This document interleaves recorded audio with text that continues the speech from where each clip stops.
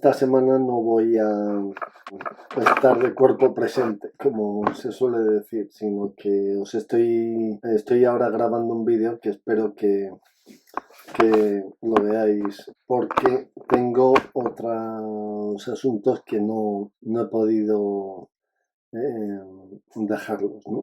Pero sin embargo no quería dejar de estar en esta reunión, de sacar a relucir muchas cosas que quedaban ocultas y de contar muchas experiencias, etcétera, ¿no? Creo que Gianfranco el otro día hizo una observación que me parece muy interesante.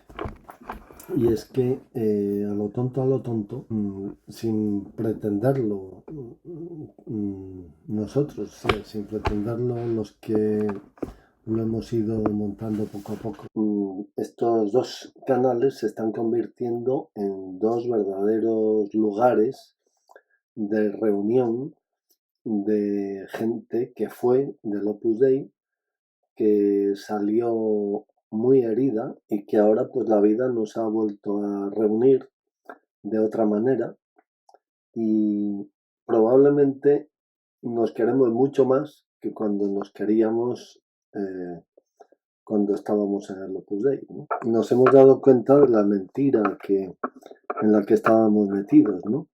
Y nos hemos dado cuenta también de todas las cosas que frenaban el corazón en el Opus Dei y que una vez fuera, pues nos hemos visto con el corazón liberado para poder querer no solo a los que fueron del Opus Dei, sino a todo el mundo, ¿no? Que se nos cruce en el camino y con el que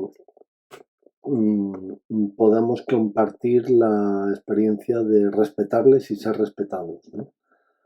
Luego ya cada cual pues tendrá la religión que quiera, las vivencias religiosas que quiera. Hay algunos que consideramos que somos mucho más cristianos que cuando éramos del Opus Dei.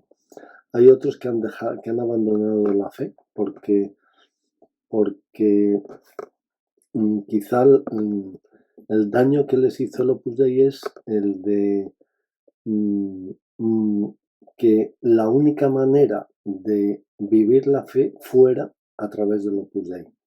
Y teniendo en cuenta que el Opus Dei luego a la postre descubrieron que era una mentira, pues se han quedado sin referencias religiosas, ¿no? Sí se han quedado con referencias espirituales, ¿no? O sea, yo conozco bastante gente que ha dejado de ser del Opus Dei y que es muy espiritual, pero que tiene una gran aversión a la iglesia porque la única manera que conocen de ser católicos es la que el Opus Dei les metió en su vida, ¿no? Y ese rechazo al Opus Dei, como rechazo a una mentira institucional dentro de la iglesia, pues ha provocado en ellos también un rechazo hacia la fe católica, ¿no? Es de las dos grandes cosas que tendrán que rendir cuentas los directores del Opus Dei, empezando por el prelado y por José María Escrivá y Álvaro del Portillo y Echevarría, ¿no? O sea, el haber conseguido arrancar a mucha gente la fe de sus padres, ¿no? Como la vida da muchas vueltas, a la vuelta de los años nos hemos encontrado en este medio en este medio digital gente que no nos conocíamos hasta entonces y que seguimos sin conocernos presencialmente, ¿no? Pero que nos queremos muchísimo porque hemos descubierto que por el Opus Dei ha pasado gente fenomenal, ¿no? Ha pasado gente maravillosa, ¿eh? Y en el Opus Dei han sido tan tontos que no han sabido valorar a esas personas y no han sabido sacar todo lo bueno que esas personas tenían, ¿no? Y a la vuelta de los años nos hemos encontrado aquí, en Internet, en la plataforma Zoom, en Agora Coloquios, hablando como si nos conociéramos de toda la vida, ¿no? Y con un gran cariño, ¿no? Porque si hay algo que aquí estamos haciendo es escuchar a todos, ¿no? Bueno, yo os aviso que hoy vamos a desengrasar un poco después de tantas semanas en donde nos hemos volcado en el tema jurídico. ¿Por qué? Pues porque si bien es verdad que la situación lo exigía, o sea que en las semanas precedentes la cuestión jurídica ha estado y está todavía, porque está todavía pendiente de resolución por parte de la Santa Sede, la cuestión jurídica ha estado en un primer plano, porque es muy importante. Hoy vamos a ver un poco cómo ven los miembros del Opus Dei la situación actual. Vamos a ver cómo la posición de bastantes miembros del Opus Dei es rebatida con una canción de los Beatles.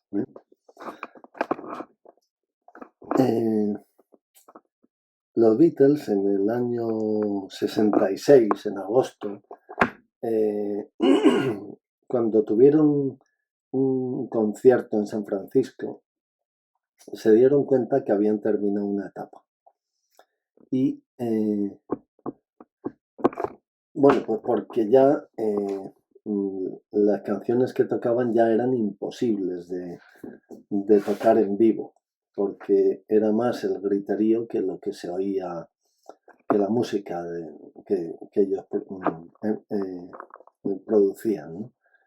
Y entonces también acabaron un poco quemados, ¿no? Del tipo de música que hacían, ¿no? Y se dieron un descanso, ¿no? Cada uno se fue por su lado y, bueno, pues un poco a replantearse todo, ¿no? John Lennon se vino a España, concretamente a Almería, a grabar una película bajo la dirección de Richard Lester, que era el que había dirigido las películas de Qué noche la de aquel día y Help, que era una película que se titulaba Cómo gané la guerra, donde John Lennon pues ahí actuaba de soldado, ¿no? Y entre las grabaciones aquellas compuso una canción que marcó un poco fue como un diapasón de lo que vendría después. Esa canción era Strawberry Fields Forever. Es una canción psicodélica, ¿eh? Digamos que ahí ya los Beatles llevaban varios años con el tema del LSD y de la psicodelia y bueno, ya en el año 66 ya todo el tema de los hippies y del rock y de la música pop y todo esto pues ya había evolucionado bastante y se puede decir que era ya estaba ya muy caldeada la generación de la protesta, ¿no? Y ahí en esa canción John Lennon pues empieza a hablar. Os voy a leer la letra porque tiene su interés.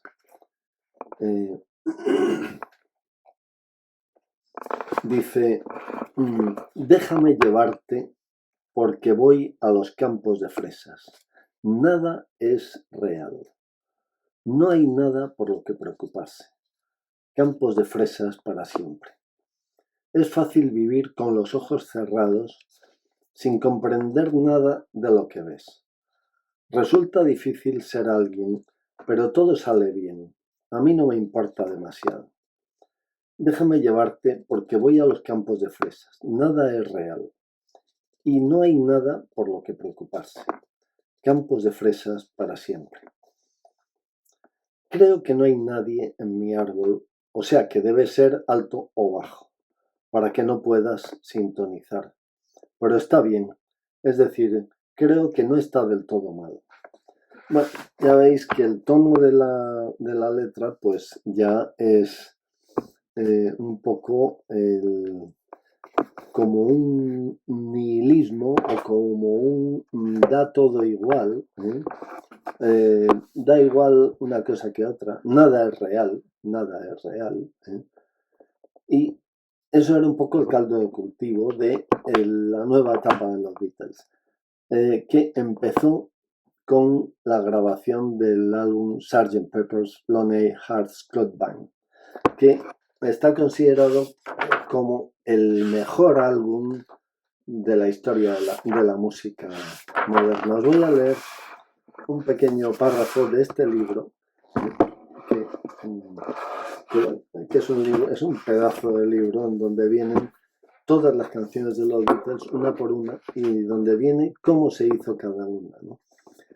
Os leo un pequeño párrafo del inicio. Dice: en 1968, Sgt. Pepper's Lonely Hearts Club Band cosecha una lluvia de premios Grammy. Mejor álbum del año 67, mejor álbum contemporáneo, mejor carátula de álbum, mejor grabación no clásica. Es la obra maestra de los Beatles. Citado a menudo como el mejor álbum de todos los tiempos, es el arquetipo del disco de rock. Bueno, quiero decir, ahí, o sea, es un pequeño comentario sobre este álbum, ¿no? Dentro de este álbum me voy a fijar.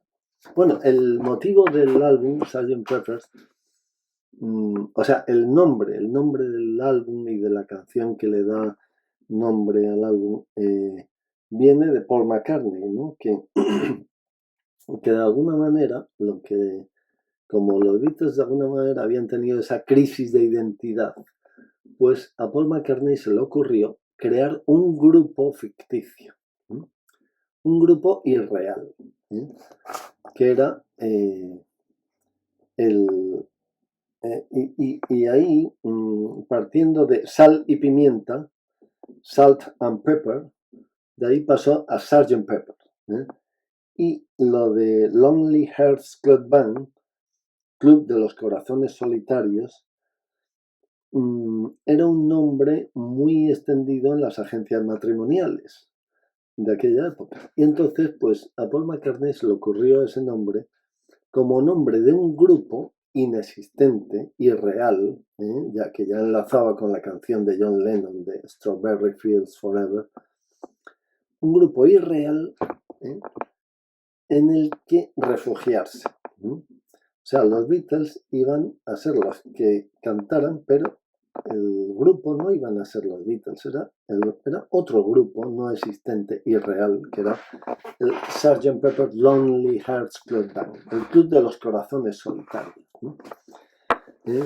Bueno, ahí todo era irreal, la carátula, la foto, la portada del Sgt. Pepper's dio la vuelta al mundo.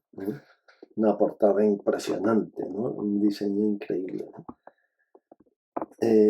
Los trajes de los Beatles, que están vestidos como de sargentos de colores, ¿no? Todos se dejaron bigote, cambiaron incluso el aspecto físico de la cara. Era un grupo irreal. El Sgt. Pepper's es un grupo irreal. Y eso es el álbum maestro de la música psicodélica. En aquella época, pues ya despuntaban algunos grupos como los Who, por supuesto los Rolling Stones, o los Moody Blues. Había ya tipos verdaderamente buenos como Eric Clapton, Ginger Baker, Klaus Worman, que hicieron experimentos con el grupo Cream. En fin, o sea, era una época de grandes experimentos musicales, ¿no? Porque la música ya no era la de 4 años antes, sino que ya era algo muy... se buscaba algo muy especial, ¿no? Incluso pues había pugnas entre diversos grupos. Y claro, cuando los Beatles sacaron el Sgt. Pepper's, ya aquello, o sea, todos los demás grupos no pudieron por menos de reconocer que los Beatles estaban a años luz de todos los demás, ¿no? era la música psicodélica, la música de la evasión, de la irrealidad, del no mirar a la realidad, sino de mirar una realidad de colores, ¿eh? De flores, de no sé qué. Era la época de los hippies, del amor libre, de no sé qué tal, o sea, de las comunas donde hace el amor y no la guerra, la isla de White, California Dream, de Mamas and the Papas. O sea, la psicodelia, en definitiva, era la época del rock sinfónico. Algo que parecía contradictorio, ¿no? Que los Moody Blues lo bordaron, ¿no? Era también la época del LSD, o sea, de gente que estaba volada todos los días, ¿no? Bueno, entonces, este álbum está en esa línea y es el álbum maestro de la psicodelia y del arte pop. Bueno, pues dentro de ese álbum hay una canción que quiero comentarla y que es un poco la crítica que yo haría a toda esa gente del Opus Dei que ahora mismo, ante la situación en la que está, en vez de decir lo que dicen algunos, que están preocupados porque dicen, bueno, es que nosotros ahora mismo somos como unos sin papeles, porque somos laicos, pero estamos en el dicasterio del clero, somos laicos, pero vamos a camino de pertenecer a una asociación pública clerical. ¿Qué va a ser de los numerarios? ¿Qué va a ser de los centros de numerarios? O sea, hasta ahora el numerario era el célibe, no era el célibe, era el que se hacía el Opus Dei, y dentro del Opus Dei se hacía el Opus Dei como célibe. Ahora lo que pretenden es decir, no, es que hay gente que tiene vocación de célibe y aquí hay un sitio, en el Opus Dei. O sea, están dándole la vuelta a la tortilla, ¿no? Hay gente preocupada en el Opus Dei, pero sin embargo hay otros que creen que viven en un mundo feliz, que no pasa nada, como diría Julio Iglesias, la vida sigue igual, no pasa nada. Aquí lo importante es la vida, no es la norma da igual. O sea, aquí somos todos hippies y nos importa un pimiento, lo que digan en la Santa Sede, de que si prelatura sí, prelatura no, de que si dicasterio de laicos, dicasterio de tal, nos da igual, si vamos a seguir haciendo lo que nos dé la gana, si somos hippies. Bueno, entonces, bueno, incluso me viene a la cabeza que he visto vídeos en redes sociales donde dicen, no, pero si en el Opus Dei no se hace proselitismo, ¿no?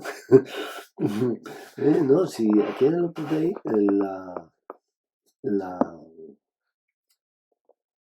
el discernimiento lo lleva cada uno por su cuenta y es lo que quiere, ¿no? Que yo que quiero ser numerario, muy bien, que quiero ser supernumerario, pues también muy bien, ¿no? Perfecto, ¿no? No, si aquí no hacemos correcciones fraternas, no, si somos una familia feliz, el Opus Dei es el mejor sitio para vivir y para morir, ya lo decía el fundador.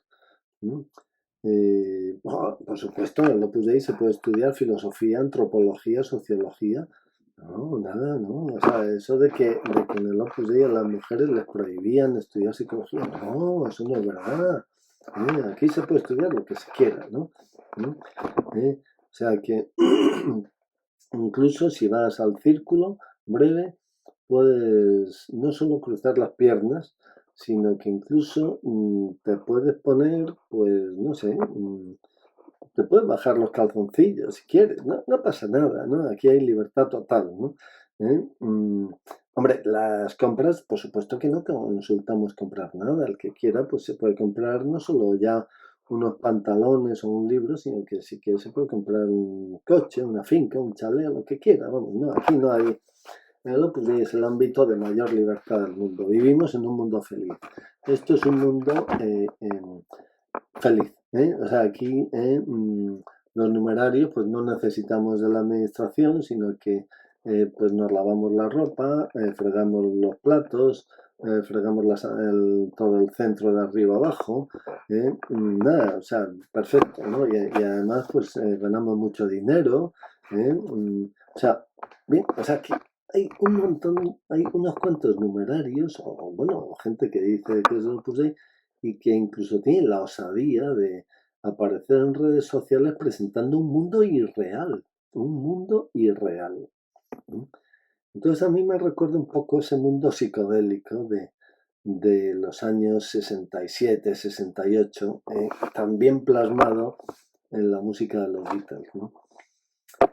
Yo me fijaría en una canción, que es la tercera de la cara A del Sgt. Peppers, que como todos sabéis, porque me imagino que todos habréis oído ese disco millones de veces, ¿no?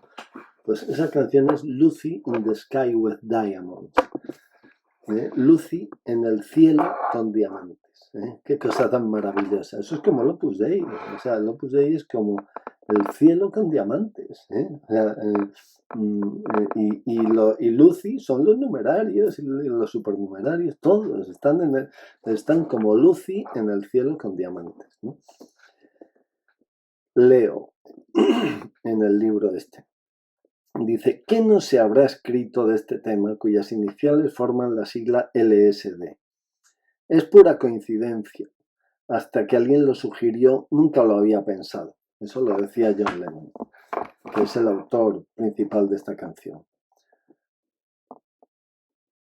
Bien, luego, el verdadero nombre de Lucy es Lucy O'Donnell, que falleció en el año 2009, y que era la mejor amiga de Julian, el hijo de John Lennon, que por entonces tenía 3 años. Y la historia del título podría resumirse con el descubrimiento fortuito por parte de John de un dibujo infantil hecho por Julián, su hijo, y este le explica que representa a su amiga Lucy en el cielo con diamantes. John piensa que la frase daría un título genial y se apresura a escribir una canción inspirándose, además, en Alicia en el País de las Maravillas. O sea que Alicia en el País de las Maravillas. El Opus Dei es Alicia en el País de las Maravillas. John contó en 1980 lo siguiente. Es Alicia en el barco. La niña compra un huevo y se transforma en Humpty Dumpty. La vendedora de la tienda se transforma en un cordero y al momento siguiente aparecen en algún lugar remando en una barca y yo visualizaba todo eso. La gente del Opus Dei está visualizando estas cosas. Paul recordaba estar en Kenwood y descubrir el dibujo de Julián. Participó en la composición de la letra y aporta las palabras Cellophane Flowers, Kaleidoscope Eyes, que dieron, que forma parte de la canción. Esta niña de ojos de caleidoscopio, ojos de caleidoscopio. Hay gente del Opus Dei ahora mismo que tiene ojos de caleidoscopio. Esta niña de ojos de caleidoscopio era para John la imagen inconsciente de la mujer a la que esperaba para que le salvase. Era Yoko, aunque aún no había entrado en su vida. O sea, esa niña de ojos de caleidoscopio es ese mundo irreal en el que están viviendo ahora mismo no poca gente del Opus Dei y que piensan que aparecerá, que todavía no ha aparecido ese mundo irreal, pero aparecerá. En cuanto pase este nublado, en cuanto pase este papa que no nos entiende, en cuanto pase Irlanda, los jesuitas, la contradicción de los buenos, que es lo que están diciendo continuamente los directores de las delegaciones y de las comisiones regionales cuando van por los centros ahora. Que lo que está pasando en Opus Dei es la contradicción de lo bueno, porque no pasa nada, porque las aguas volverán a su cauce. Como dice la canción del Opus Dei, a través de los montes las aguas pasarán. Bien, la realización de Lucy in the Sky with Diamonds comienza el 28 de febrero del 67 con un largo ensayo. Hasta el 1 de marzo el grupo no empieza a trabajar en la pista rítmica.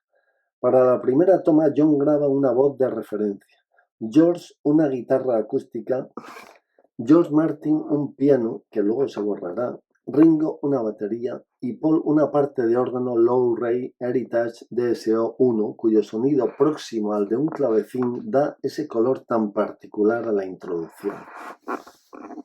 La séptima toma es la mejor. George ha reemplazado la voz de John por una tambura. Se hace una reducción del conjunto al día siguiente y se acelera. Paul graba su parte de bajo, que va a considerar como una de las mejores del álbum, mientras George toca Epiphone Casino pasada por un amplificador Leslie. George contó: durante el puente se puede oír la guitarra jugando con la voz de John. Intenté copiar lo que se hace en la música clásica india. La pista rítmica se ralentiza casi un tono para grabar la voz de John, apoyada por las armonías de Paul.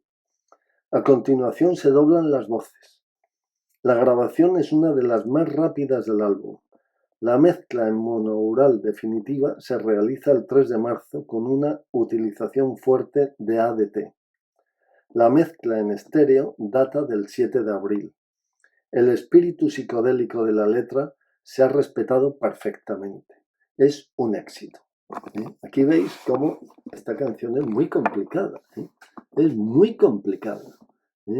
La psicodelia, el mundo irreal. Es complicado. El mundo irreal es complicado. El Opus Dei es complicado. Bueno, aquí he hablado de la guerra. Digo, de la guerra de la letra. Vamos a ver la letra. Aquí tengo un libro de letras de los Beatles con las respectivas traducciones, porque yo de inglés soy analfabeto casi total. Dice la letra: imagínate en una barca en un río, con árboles de mandarinas y cielos de mermelada. Alguien te llama, tú respondes lentamente. Una niña con ojos de caleidoscopio. Flores de celofán amarillas y verdes se elevan sobre tu cabeza. Buscas a la niña con el sol en los ojos y se ha ido. Lucy en el cielo con diamantes. Lucy in the sky with diamonds. Sigo. La sigues hasta un puente junto a una fuente, donde gente en caballitos come pasteles de malvavisco. Todos sonríen mientras pasas frente a las flores, que crecen increíblemente altas. Taxis de periódico aparecen en la orilla, esperando para llevarte. Subes al asiento trasero con la cabeza en las nubes y te has ido. Lucy in the sky with diamonds. Imagínate en un tren, en una estación, con mozos de plastilina, con corbatas de espejo. De pronto hay alguien en el torniquete. La niña con los ojos de caleidoscopio. Bueno, o sea, esto es el Opus Dei. O sea, es flores de celofán amarillas y verdes, árboles de mandarinas, cielos de mermelada, pasteles de malvavisco, caballitos, todos sonríen, taxis de periódico, te sientas en el asiento trasero, pero tienes la cabeza en las nubes. Mozos de plastilina, con corbatas de espejo, y sobre todo la niña con los ojos de caleidoscopio. Esto es el Opus Dei ahora mismo para muchas personas. Es un mundo irreal, un mundo que lo tienen aquí, pero no existe. ¿eh? En el siguiente vídeo os voy a contar una historia interesante, que es las estrategias que se están llevando a cabo desde dentro del Opus Dei en este momento. Y esas estrategias son muy variadas, pero en el fondo todas confluyen. Evidentemente hay cosas que Ocarid no las puede decir. O sea, por ejemplo, Ocarid no puede decir, este papa es un hijo puta. Eso no lo puede decir, porque se le caería el pelo. Los directores de las delegaciones pueden decir en los centros de palabra, pero no por escrito, que lo que está pasando ahora es la contradicción de lo bueno, porque a todo el que haya vivido unos años en el Opus Dei ya sabe que el término contradicción de los buenos es los jesuitas. O sea, en el Opus Dei hay una animadversión inveterada hacia los jesuitas desde hace mucho tiempo, con mayor o menor intensidad según las épocas. Y ahora está en una mayor virulencia. Ha habido unos años en los que, bueno, pues a los jesuitas siempre se decía dentro del Opus Dei, para hablar de los jesuitas se decía los de siempre.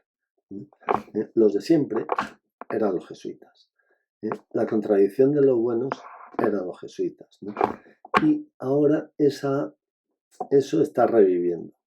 Lo que pasa es que no se puede decir de una manera brusca porque además yo creo que se han dado cuenta de que todo lo que dicen a los 2 días lo decimos aquí. O sea que lo bueno que tiene el mundo en el que vivimos es que con dificultad se pueden guardar los secretos, porque siempre hay gente que se va del pico y las cosas terminan sabiéndose.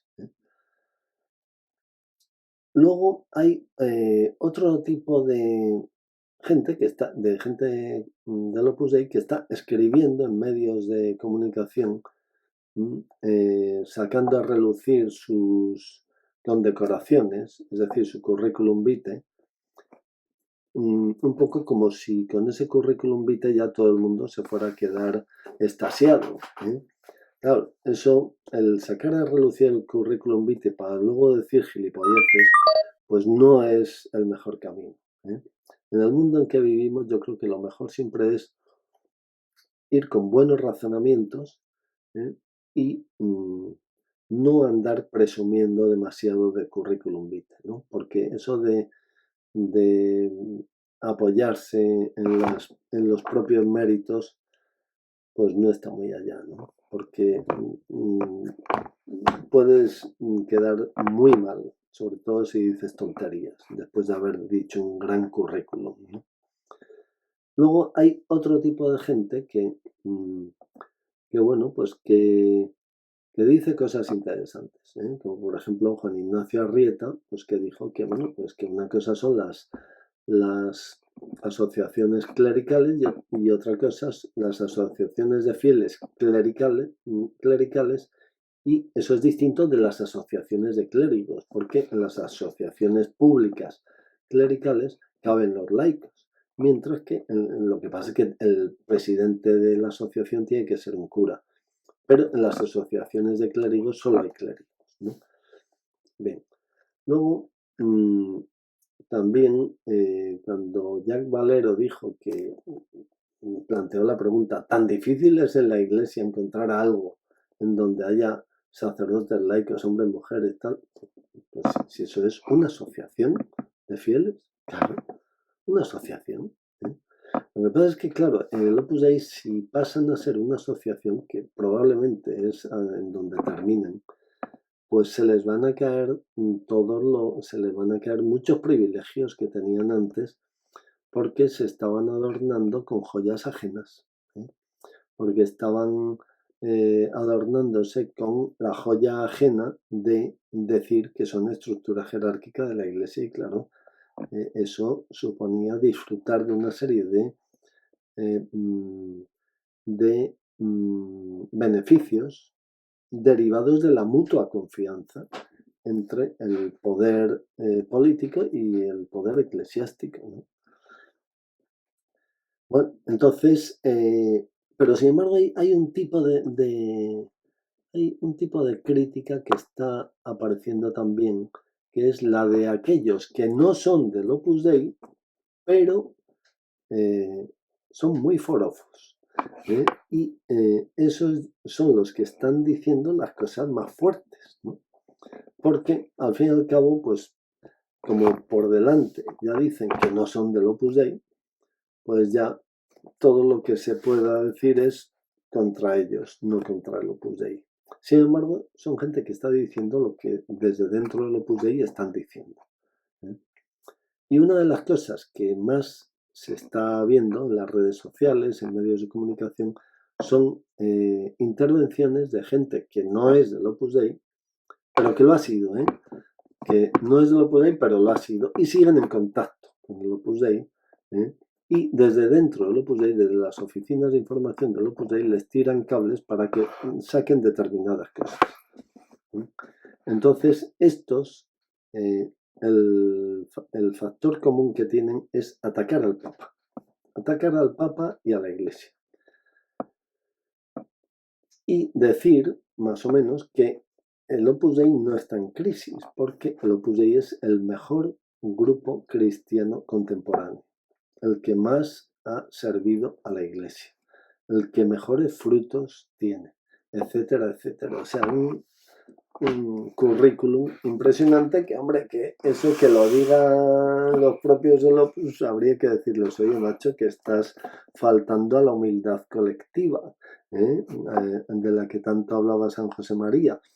Pero claro, si eso lo dice alguien que no es del Opus Dei, pues los del Opus Dei se dejan querer. Y estos están atacando mucho al Papa. ¿Por qué? Pues porque este Papa simplemente ha querido poner un poco de cordura en un caos institucional profundo. Y este Papa no es el único Papa al que los del Opus Dei no pueden ni ver. Porque el Opus Dei se puede decir que desde que llegaron a Roma no ha habido Papa con el que no hayan tenido problemas. El único Papa con el que no han tenido problemas ha sido Juan Pablo II. Mejor dicho, sí han tenido problemas con Juan Pablo II porque Juan Pablo II dejó muy claro qué son las prelaturas personales.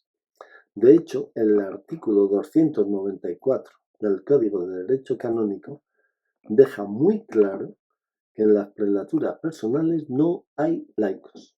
Y ese artículo no lo ha tocado ninguno de los papas posteriores, es decir, no lo han tocado ni Benedicto XVI ni Francisco.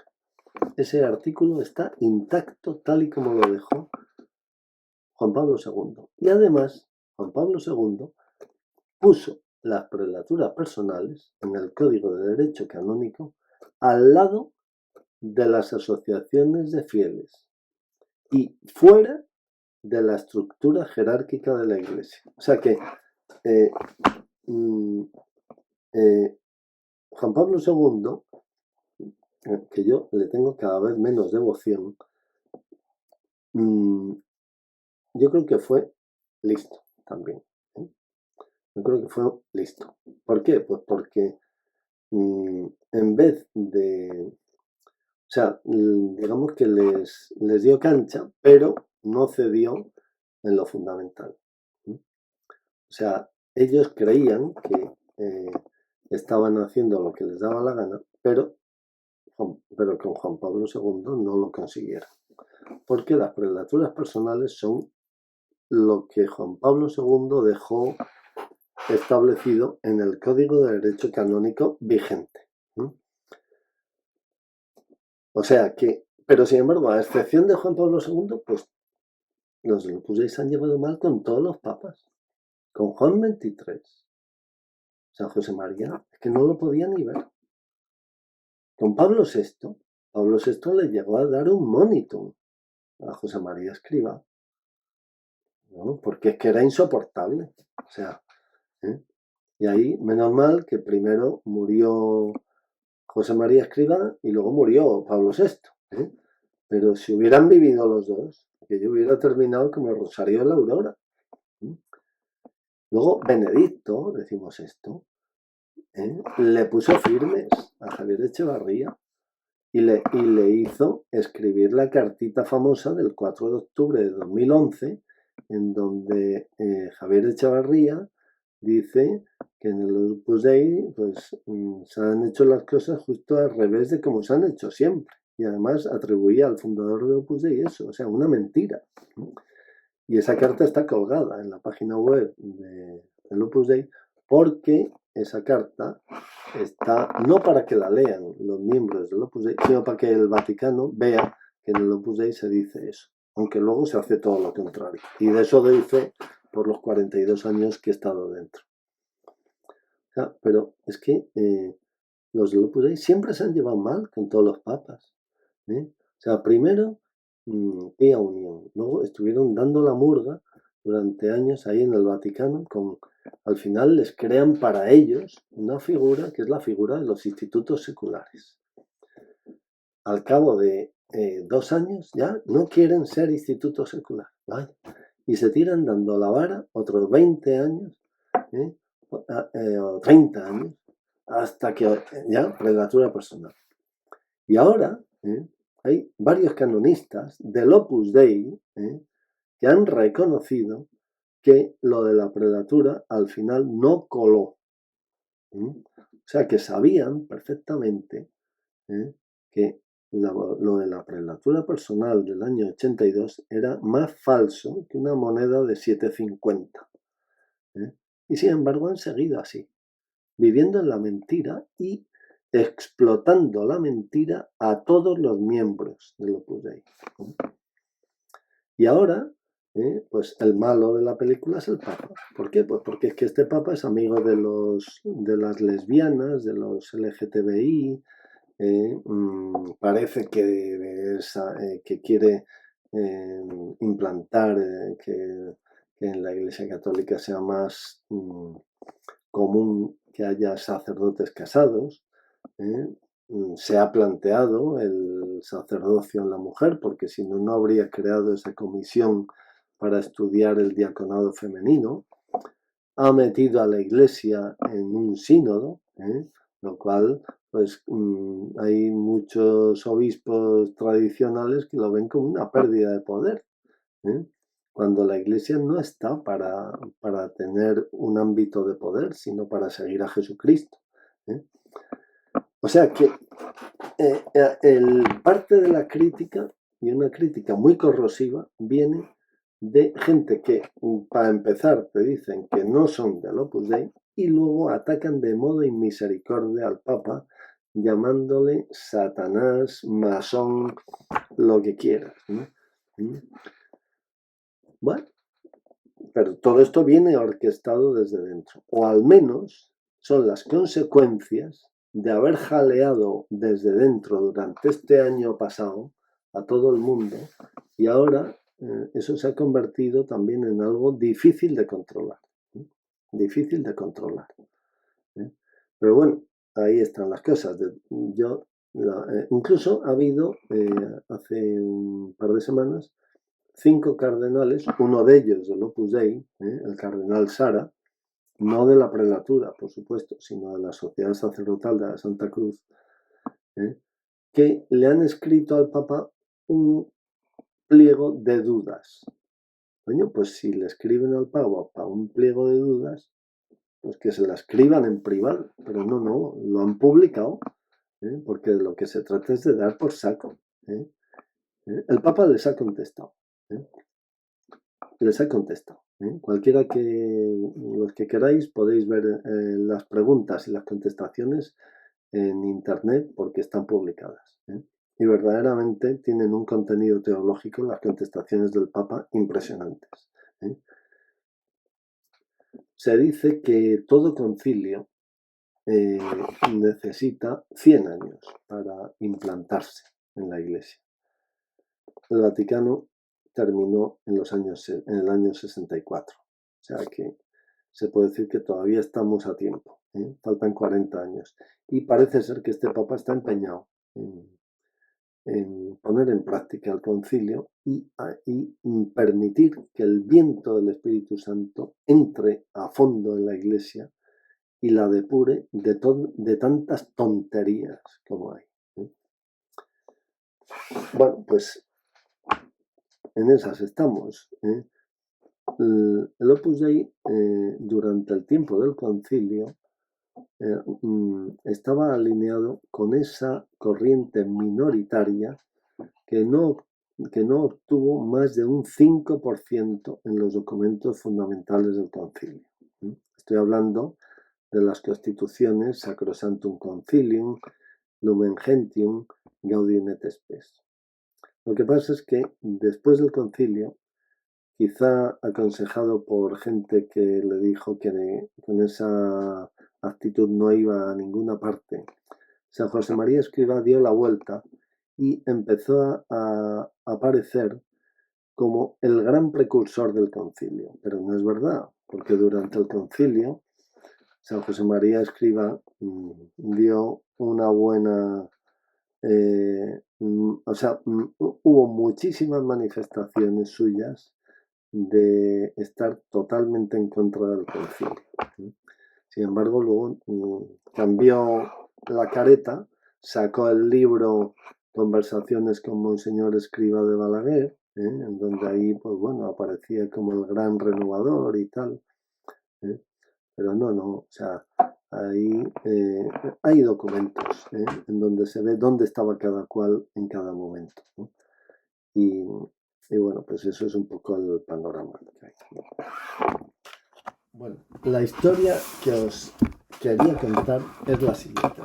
Como os he dicho en el primero de estos vídeos, en este medio telemático nos hemos dado cita a gente que no nos hubiéramos conocido en la vida, y que hemos hecho una gran amistad. Hemos hecho una gran amistad. Una de las personas con las que he hecho amistad, y que salvo que pasen cosas imprevistas, yo creo que no nos llegaremos a conocer presencialmente, aunque nos conocemos a través de internet, porque hoy día pues el internet nos permite vernos aunque estemos a miles de kilómetros. Pues es Cecilia Teulé, una ex numeraria argentina, listísima, que además y que es una gran profesional de la comunicación y del marketing digital, una gran profesional.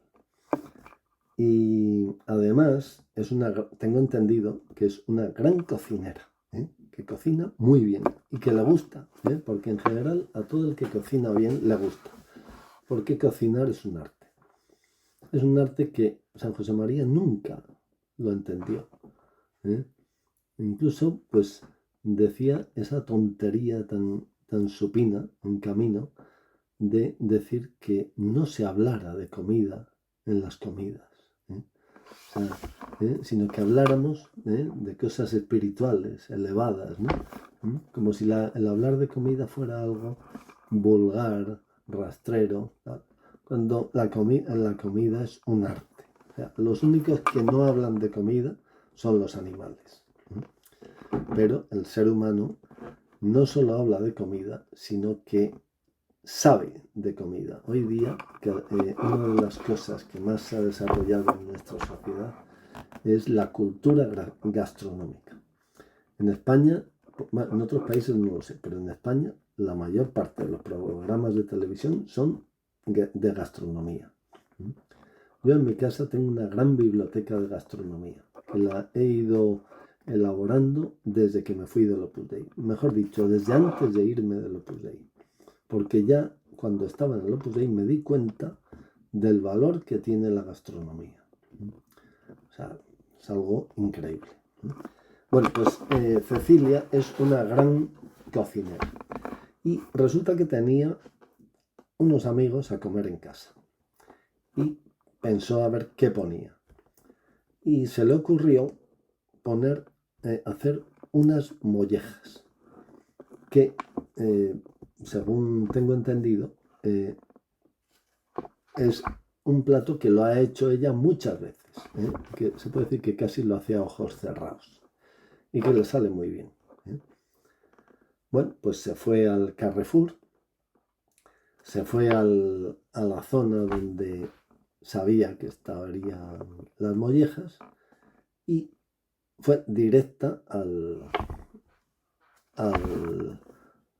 mm, al mostrador donde estaban las mollejas, ¿no?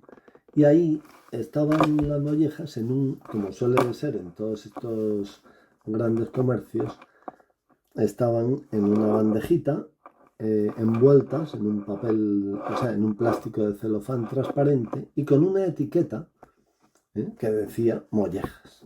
Luego pues vendrían también detalles de tipo culinario, pues, pues la fecha de caducidad, el peso neto, en fin, detalles del producto. Total, que cogió el paquetito, lo fue a pagar, se lo llevó a su casa y se puso a cocinar. Bueno, evidentemente lo primero que hizo al llegar antes de cocinar fue desenvolver el paquetito, quitarle el plástico transparente y poner las mollejas pues ya. Total que se pone a cocinar y ve que no le sale bien, que parece que tiene como que se deshacen y tal. Y dice, bueno, pero esto no es normal y tal, ¿no? Y hace más pruebas, porque claro, toda persona experta en cocina pues tiene recursos, ¿no? O sea, y si algo parece que no va bien encauzado, una persona que sabe cocinar sabe cómo salir de ese apuro y enderezar el camino. Lo mismo que, pues no sé, que quien hace una mayonesa y se le corta, pues sabe volverla a hacer a partir de esa mayonesa cortada. O sea que, bueno, el caso es que ella se pone a pelearse con las mollejas que empezaban a tener unas reacciones extrañas, ¿eh? Y después de un rato, pues de que empieza a hacer pues más calor, empieza a ponerle más temperatura, menos temperatura, que si más aceite, que si esto, que si lo otro, y de pronto se da cuenta de que eso no son mollejas, sino de que son sesos. O sea, de pronto se da cuenta de que eso no son mollejas, sino que son sesos. Y se da cuenta de eso porque ella también conoce cómo son los sesos. Y entonces, muy sorprendida, se va al cubo de la basura donde ya había tirado el plástico con la etiqueta, recupera del cubo de la basura ese plástico envoltorio con la etiqueta, la endereza un poco porque ya estaba arrugada, porque la había tirado casi instintivamente un rato antes, y ve que pone mollejas. Pero eso no eran mollejas, eran sesos. Entonces, Cecilia me dijo, dice, mira Antonio, esto es exactamente lo que les pasa a la gente del Opus Dei. Esto desde el punto de vista de la comunicación y de la psicología de la comunicación, esto tiene un nombre y se llama sesgo cognitivo. Ahí, ¿qué ha pasado? Ahí lo que ha pasado, y ya esto me lo contaba ella, dice, lo que ha pasado es que yo, que tengo ojos para ver, y que tengo inteligencia, y que tengo experiencia de cocina, y que sé distinguir perfectamente unas mollejas de unos sesos. A pesar de todo eso, me he dejado llevar de la fe en Carrefour, de la fe de un papelito, de una etiqueta que decía mollejas, aunque eso evidentemente no eran mollejas, porque además se veía a través del plástico transparente, porque no es que fuera un paquete que estuviera en una caja opaca, sino que era un paquetito, que era una base rígida, pequeña, y un envoltorio por encima, transparente, que dejaba ver lo que había dentro. O sea que yo, cuando fui al Carrefour, yo con mis ojos vi que eso eran sesos. Pero sin embargo, en el papelito ponía mollejas. Y yo, en vez de dejarme llevar de la realidad, me dejé llevar de la fe en Carrefour. Eso es lo que le ha pasado al Opus Dei. Eso. El sesgo cognitivo. Es decir, que en vez de conocer a través de la comprobación de la realidad, de los sentidos, del sentido común, de lo que son las cosas, pues me he dejado llevar de lo que me ha dicho alguien, que me dice, esos son mollejas. Y yo, ciegamente, y prescindiendo de mis sentidos y de mi inteligencia y de todo, digo, esos son mollejas. Eso es lo que le ha pasado a Opus Dei. Me contaba un amigo, a mí cuando Cecilia me contó esto, me vino a la cabeza una cosa que me contó un amigo que ha pasado en Los Quicos. Y es que en Córdoba había un directivo de Los Quicos, que no sé si sigue o no sigue, que ejercía esta violencia sobre el conocimiento de las demás personas. Y una vez le cogió a este amigo mío, que era de Los Quicos, ya no lo es, y le dijo, vamos a ver, fulano, ¿esto que tengo delante qué es? Y era un sombrero. Y entonces este amigo le dijo, eso es un sombrero. Y dice, no, esto es un conejo. Y el otro le dijo, no, mira, no, esto no es un conejo, esto es un sombrero. Y dice, no, esto es un conejo. ¿Por qué? Porque lo digo yo. Y tú, como eres de este grupo religioso, tú tienes que tener fe en lo que dicen los que mandan. Y si yo te digo que esto es un conejo, esto es un conejo. No es un sombrero, es un conejo. Entonces, este amigo mío me contó que a raíz de eso se fue de Los Quicos, porque dijo, bueno, esto es una locura, esto es una locura. Eso es lo que les ha pasado a la gente del Opus Dei. El Papa, al que tampoco quieren la gente del Opus Dei, aunque no lo digan abiertamente, el Papa suele decir muchas veces que la idea está por debajo de la realidad y que lo característico de las ideologías es que en una ideología se da predominio a la idea por encima de la realidad. Algo que le está pasando a bastante gente del Opus Dei ahora mismo es que tienen ojos y no ven. Eso lo decía el Señor. Tienen ojos y no ven, tienen oídos y no oyen. ¿Por qué? Pues porque su corazón está ciego, porque la ideología les puede. Y la ideología puede venir de muchas maneras. Yo recuerdo que cuando yo me hice del Opus Dei, el que me iba marcando de cerca, que ahora es cura y es rector de una basílica, me dijo en una ocasión, me dijo, Antonio, en el Padre, entonces era San José María, porque todavía vivía, dice, en el Padre no hay que tener simple confianza, hay que tener fe teologal, fe teologal.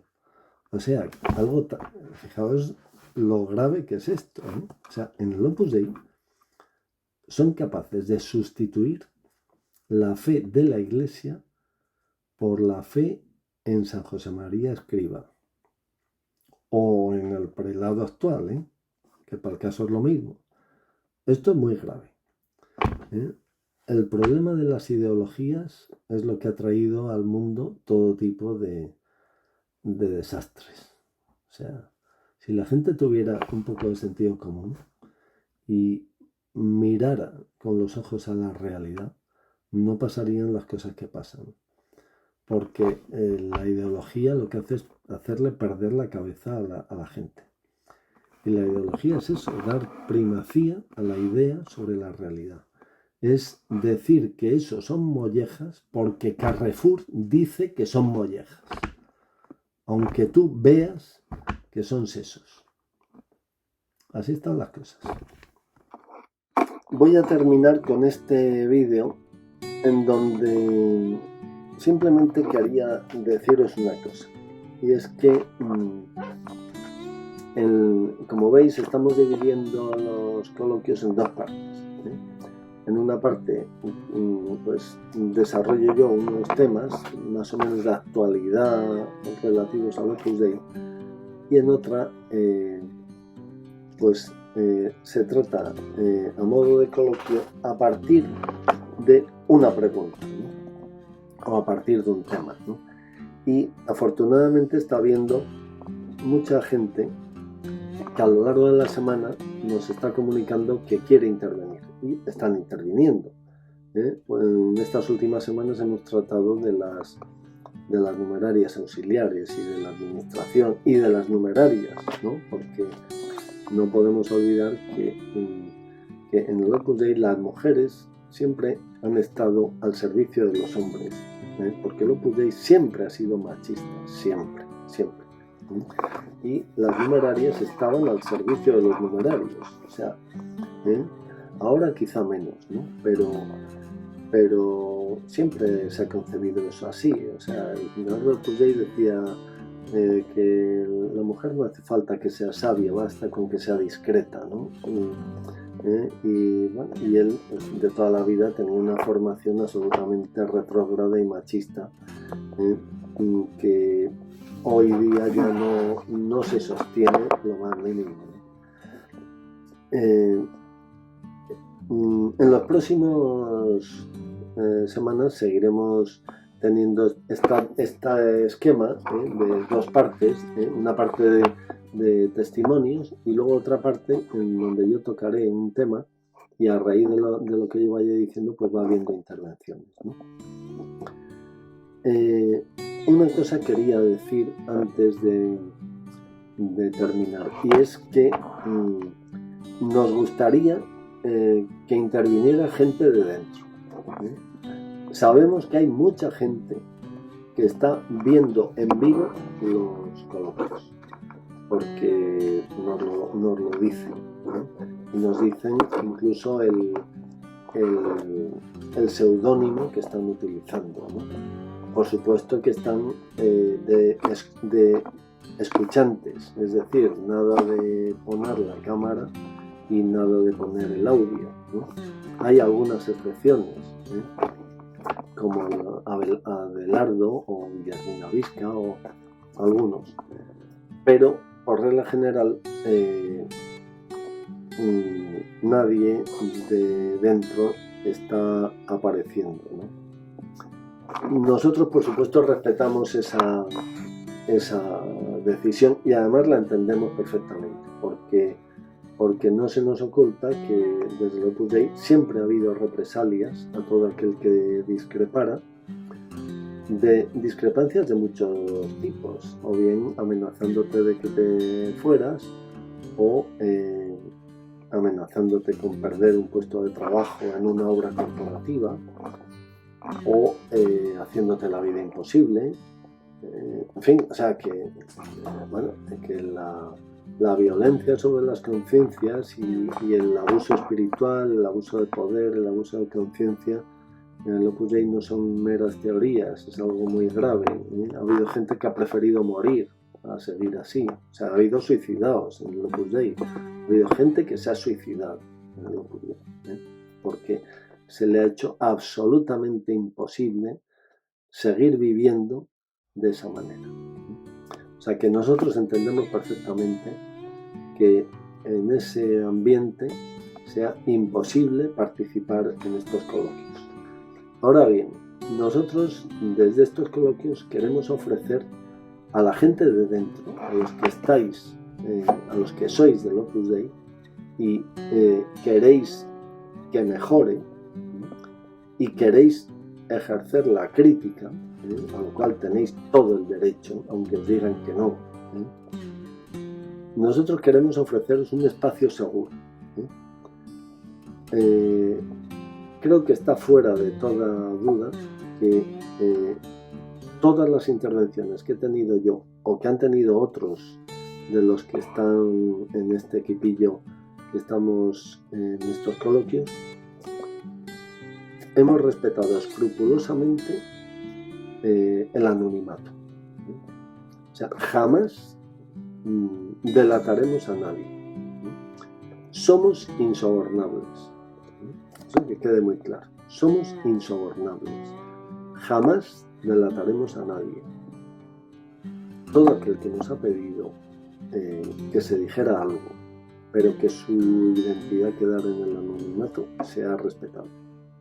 Entonces, bueno, pues os queremos brindar esa posibilidad de tener un espacio seguro desde el cual ejercer una crítica sana, si queréis, o desde el cual defender vuestra institución, si lo deseáis. O sea que, de hecho, ha habido una chica, que es Lilian Peraza, pues que lo ha hecho. Muy bien. Ha habido otros que le hemos manifestado nuestra opinión contraria, pero hemos respetado la suya, por supuesto. O sea que creemos que es algo muy bueno escuchar, y escuchar todas las opiniones. Evidentemente lo que no hacemos es insultar, y cuando hay alguien que a través del chat se dedica a insultar, simplemente no se le publica ese comentario. ¿Por qué? Pues porque nadie tiene derecho a insultar a otro.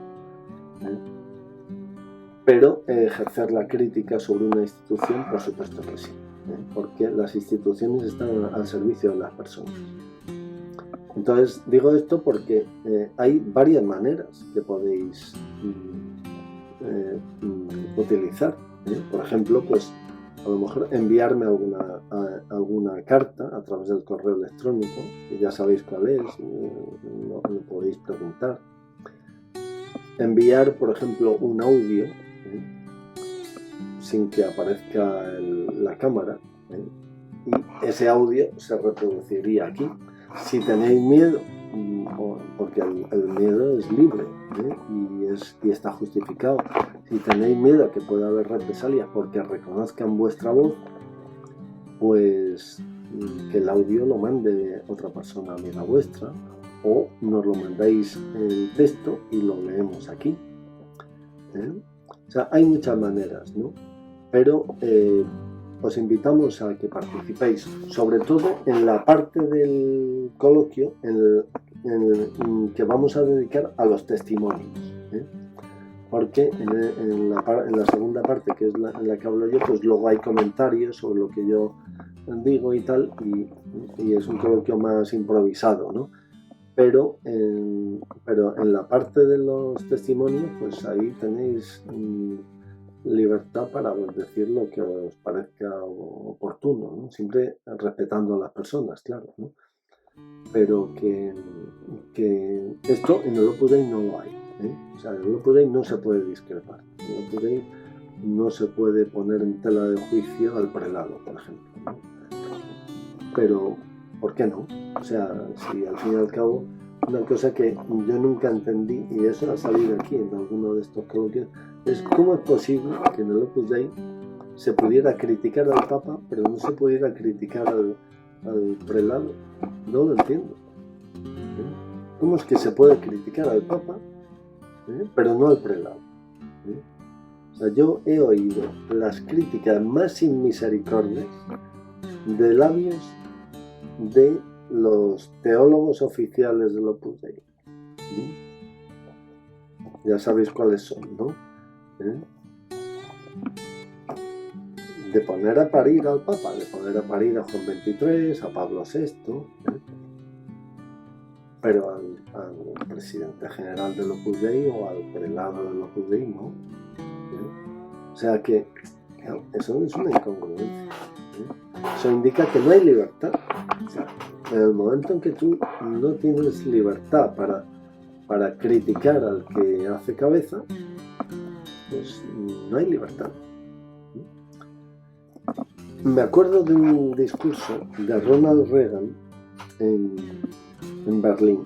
Cuando Ronald Reagan fue a Berlín, pronunció ahí un discurso frente al muro de Berlín, claro, en donde al otro lado del muro estaba la otra Alemania. Entonces, pues había un gran vociferio contra Ronald Reagan mientras Ronald Reagan estaba dando el discurso. Y al final de su discurso, Ronald Reagan está aquí. Esto que voy a decir, que no se me malinterprete, o sea, yo no estoy haciendo una apología de Ronald Reagan, ni lo contrario. Simplemente estoy hablando de un presidente de los Estados Unidos que es un país con muchos defectos, pero un país democrático, un país en donde hay democracia, y quiere decir que se respeta, en cierto modo, la voluntad de todo el pueblo, cosa que no pasaba en los países comunistas, donde ahí pues no había democracia, ahí había otras cosas. Entonces, al terminar su discurso, Ronald Reagan dijo que, bueno, pues que dirigiéndose, o sea, haciendo referencia a toda esa gente que le estaba insultando, vociferando, tal, mientras él pronunciaba el discurso, y dice, bueno, yo me alegro de que estas cosas pasen, porque quiere decir que por lo menos el sistema político que yo defiendo permite a estas personas hacer algo que, si el sistema fuera el que ellos defienden, no podrían ejercer esos gritos y esos insultos. No lo podrían hacer. O sea que mutatis mutandis, o sea, os invito a todos los que estáis dentro del Opus Dei y queráis participar en estos coloquios, a que participéis, porque aquí vais a encontrar la posibilidad incluso de que nos pongan a parir, o sea, aquí hay gente que nos pone a parir, pero es que ahí dentro esa posibilidad no existe, o sea que esa es la diferencia. La diferencia es que mientras que nosotros somos capaces de planteárnoslo todo, porque cualquier institución se puede plantear todo, pues dentro del Opus Dei no se pueden plantear muchas cosas, dentro del Opus Dei hay dogmas, y bueno, pues yo creo que para dogmas los de la Santa Madre Iglesia, y punto, y punto. Bueno, pues con esto casi iba a terminar, pero en el último momento me ha llegado una filtración que no sé si es muy exacta o poco, y es que Mariano Facio ha estado recientemente en Valencia y ha tenido tertulias, aparte del acto que estaba organizado ahí en una página web de San José María y tal, ¿no? Pues aparte de eso ha tenido tertulias con gente del Opus Dei, ¿no? Y en una de las tertulias ha dicho que el Opus Dei no es una institución, sino que son las personas. Vaya, hombre. Ahora resulta que después de tantos años pidiendo por la intención especial, después de tanto con la figura jurídica del Opus Dei, después de la pía unión de los institutos seculares, de la prelatura, ahora resulta que el Opus Dei no es una institución, sino que son las personas. Oye, Mariano Facio, vamos a ver, si el Opus Dei fueran las personas, ¿cómo es que no hacéis caso a los 100.000 exmiembros del Opus Dei, que lo fueron pero ya no lo son. O sea, la institución de la Iglesia Católica en la que ha habido más exmiembros de toda la historia. O sea, más que gente de dentro, porque gente de dentro no hay 93.000, como decís, sino que probablemente no llegáis a 35.000, según todos los cálculos medianamente solventes. Pero hay montones de gente que herida, suicidada, tirada en la cuneta. Para vosotros lo importante son las personas. Pues, hombre, pues qué poco caso le hacéis a las personas. O sea, yo recuerdo cuando yo me fui, pedí simplemente un certificado en donde se dijera Antonio Moya entró en el Opus Dei el día tal y se fue el día tal. No me lo quisieron dar. Para vosotros realmente lo importante son las personas. Que ahora mismo puede que yo esté engrosando las filas de esos 93.000 que decís que sois. Pero hombre, si para vosotros lo importante son los números. Los números, vosotros vivís de números, nada más que de números. Y de números falsos. De números falsos. Mira, Mariano Facio, te voy a decir una cosa. Hay gente del Opus Dei, y me estoy refiriendo a sacerdotes numerarios, que están empezando a decir que cada vez se fían menos de lo que decís vosotros, es decir, de lo que decís los directores del Opus Dei. Y fíjate que los mejor situados ahora mismo en el Opus Dei son los curas. Eso es sin lugar a dudas, porque al fin y al cabo un cura del Opus Dei, si quiere irse del Opus Dei, se busca una diócesis sin que se enteren los directores, el día menos pensado, cuando ya ha llegado a un acuerdo con un obispo, le dice al director de la delegación: oye, adiós, que a partir de hoy soy sacerdote diocesano de la diócesis de tal. Y ese sacerdote sigue teniendo un lugar donde dormir, un sueldo digno, porque los obispos normalmente se preocupan de tratar con dignidad a sus sacerdotes. Una libertad, no son esclavos. Los sacerdotes diocesanos no tienen que obedecer en el fuero interno a nadie, sino solo en el fuero externo, como mandan los cánones de la libertad, que nos ha conseguido Jesucristo. Los sacerdotes, si un sacerdote se quiere largar del Opus Dei e incardinarse en una iglesia particular, la reciben de mil amores, porque tendrá trabajo como sacerdote, le querrán sus feligreses, estará acompañado por sus hermanos sacerdotes diocesanos, tendrá un sitio donde vivir, en una casa sacerdotal o en un piso de la diócesis. O sea, quiero decir que tendrá seguridad social, tendrá todo, tendrá una jubilación, se le tratará bien, podrá plantearle al obispo de su diócesis lo que quiera, sin ningún tipo de problema.